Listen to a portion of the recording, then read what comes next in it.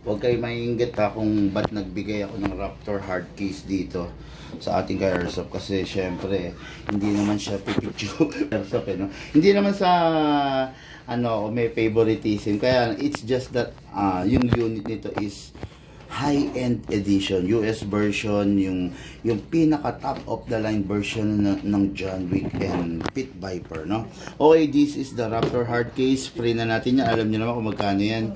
Then, ayun ang unit. Okay, this is the John Wick Sand Viper high-end edition. Ito yung pan 12 kg lang pero ito yung namamagnet, di ba? Wala lang akong dalang magnet pero ito yon. Then this is the John Wick Pit Viper high-end edition pa rin. Full steel CNC lahat yan, parehas yan. Hindi siya yung ordinary lang, no? Full steel CNC. So kung may magnet tayo, mamamagnet natin yan. Ito, again, itong unit na to, ito yung mga 12 kg lang, hindi tulad ng mga nakaraan na meron 12 kg, 14 kg, and CO2, but this unit is for 12 kg only, okay?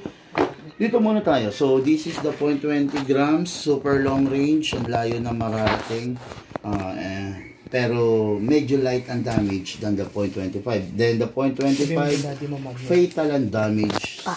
Magnet daw. Super layo ng mararating. Okay, nag-request si sir na i-magnet na. So, mahina naman yung magnet mo. Magnet yata ng ano to. Likod po. Saan ba magnet dito part? Ito. Ayun.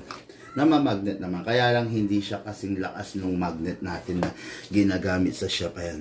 Ayan. Namamagnet siya, sir. Yan. Kaya siguradong full steel yung unit na yan. Okay?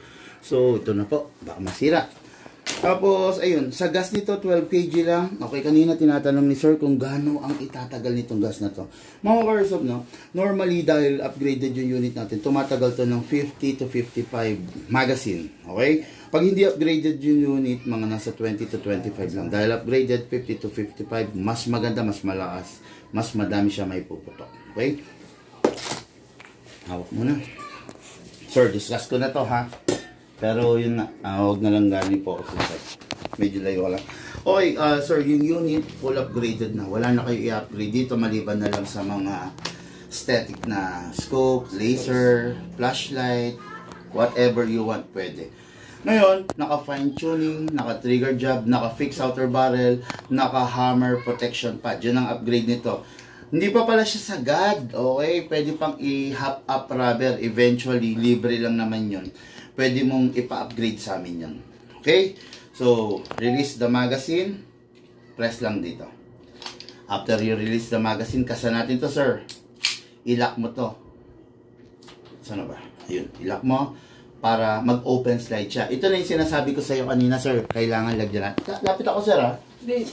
Yan. Kailangan, sir, lagyan natin ng langis dito. Okay, then dito, sir. Okay. Tuwing kailan? Every time na mapapansin mong tuyo. Hindi every day, hindi every putok. Pag napansin mong tuyo, yun lang yung time na maglalagay ka. Pag in everyday mo yan, medyo magiging messy yung dating niya ng puro langis. Huwag naman ganun, sir. Then, parang tunay, sir. Release. Tapos, rest. Okay? Tama yung na-observe mo kanina, sir, may beaver tail. Kailangan to mape-press mo para mag-fire. Pag hindi mo siya nape-press, hindi talaga siya magpa-fire. Kailangan, okay, ganun din, sir, meron din siyang safe. Ito, ambidextrous. Kung kanan ka, kung kaliwete, yan, ganun lang naman, napakadali lang niyang i-operate. Ngayon, sir, maglagay na po ako ng gas dito. Yan, kanina hinaano ko ni sir. Yung banggas mo malamig or mainit. Actually malamig siya ngayon, no? Kaya mabigat siya. Pero ako lang, yung gas stay warm, no? Para ano, magaang yung gas, matipid siya sa gas. Upside down, hindi pwedeng pahiga or patayo. Kailangan pataob, then press down. 1. Pag sumisingaw, sir, tigilan mo. 1, 2. Okay. Sobra-sobra na yung 2 seconds, sir, para sa 40, minsan nag-50, minsan nag-60 rounds. Last stock to, no? Ng John Wick. Mga huling piraso to ng John Wick Pit Viper na Jag Precision US Edition, no?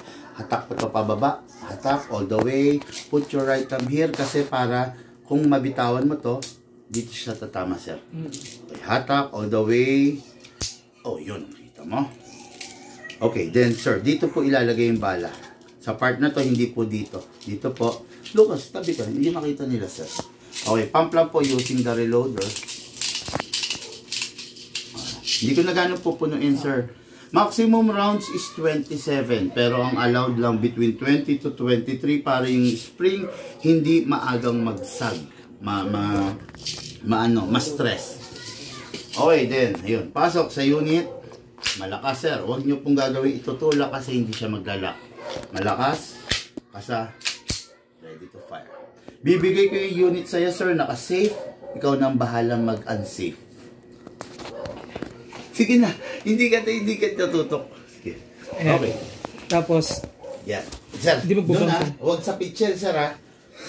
okay. Hindi. Halika, sir. Sige, tayo ka maayos, sir. Kumaga, dalawa. Para, yan. Hindi ka naman, ano. Okay. Sige, sir. Okay. Diretso yan, ha? Masisira yung sapatos sa loob. Ay, may laman yan. Okay lang. Tatapo ko.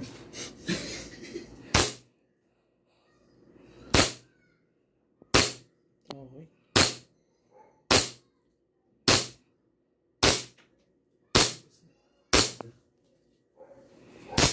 Yung target niya, sir.